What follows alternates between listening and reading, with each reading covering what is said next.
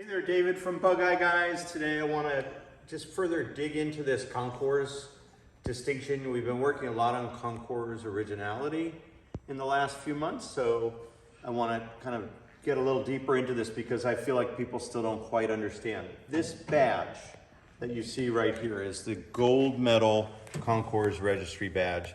This car, Betty, that we have in our inventory is a gold certified car, and it is worthy of wearing this badge. Just like 501, which we've been restoring, you've perhaps been watching that on our site. That's the first production Bug Eye, also a gold level concourse car. So let's look at the judging sheets for this car, Betty, real quick, just as an overview. In 2001, these two judges went through all of this stuff. There's 5 pages. Every one of these items has the condition and the originality, and you get points for each thing. So you might, if the rear shroud of the body, it's 6 points or 9 points, depending on condition, originality. If somebody has damaged this or maybe welded in the wrong piece or cut out the rear deck, all of those things get caught in this judging process for absolute perfect accuracy. And what you're looking for with these gold level cars is every washer, every nut, every bolt is perfectly done.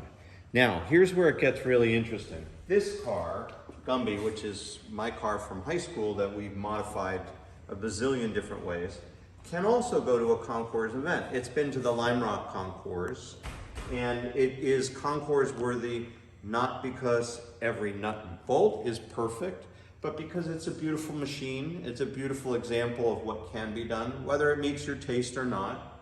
It is a rare, unique interpretation of what this car can be.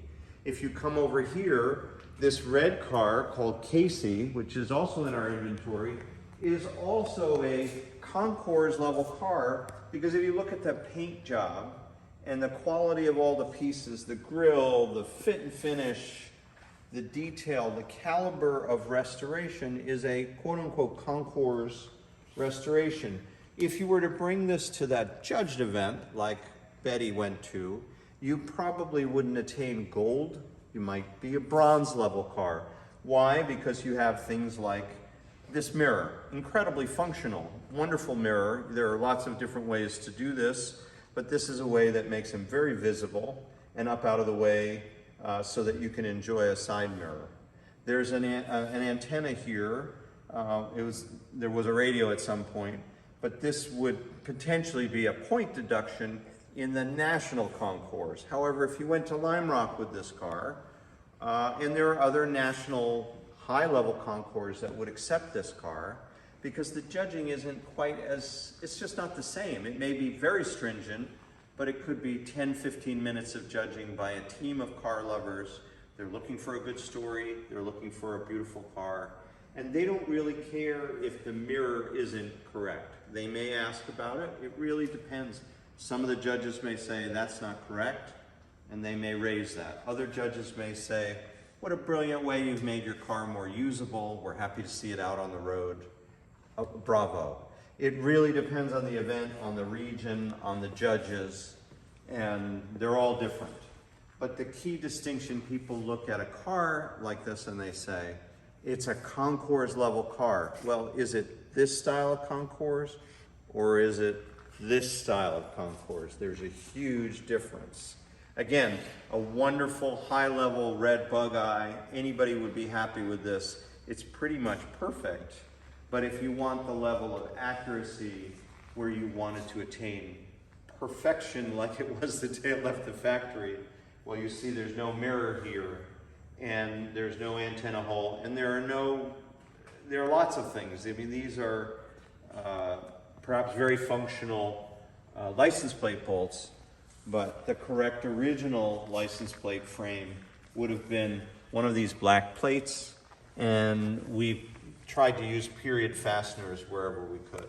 Let's go under the hood on this car and I'll show you a couple more concourse distinctions. All right, so under the hood on our gold level concourse car, Betty, here's a perfect example. The car went to be judged, again, it was about 20 years ago. It had a different air snorkel and it was called out as the wrong snorkel. So we've changed this. That's one of the nice things I think that's fun about this level of concours, this highest level of national club judging concours, is that you get the judging sheets, you get a list of the things that you didn't quite get perfect, and then you get a chance to correct them and bring the car back if you like, or at least you know what your base level is, and you know that these are extra points that you can go back and be judged again. They also called out these buffers, that they were the wrong profile, so we've just changed these. Again, we're using the judging sheets to help improve the overall quality of the car. Very, very subtle minutia of any car build, but why not? That's part of this exercise. The heater clips were also in the wrong place, so we've moved those and corrected that with the right color clips. We had some clamps that were called out. Now we're trying to find those, and here's a perfect example. On 501, these little hoses that connect the fuel feed to the float bowl actually had no clip at all. There was no hose clamp there. And these are the wrong modern Aero clamps. The correct ones are more of a band clamp, and we're trying to locate those with the right hardware. So these are nice because they're safer. You want to have a good secure union there, but they're not quote unquote correct. So those are a couple of examples of things. This has the helmet battery terminals, which are really cool, the original battery terminals. And on 501, we have a tar top battery that looks all the world like the original. It says Lucas on the front. We can get those batteries, but this is a modern high power battery that we have in there for now. It'll depend on the new owner if they want to invest in that correct tar top version. So those are some examples of the kind of minute details that matter most. We had the wrong tack cable. Well, the tack cable was decayed from time. The sheathing on the cable was breaking away. They're supposed to be gray like this. They're supposed to feed through this fair lead, and they're supposed to have this decal on here. So all of that now we've just upgraded, again, to try to make the car that much more accurate.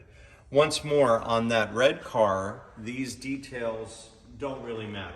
It's, again, I would say a concours level car without the national small details all properly sorted. There will be some drivability improvements on that car that a regional judge or a 15 or 10 minute judging process, they won't even notice. You can have brighter headlights. They generally appreciate drivability upgrades.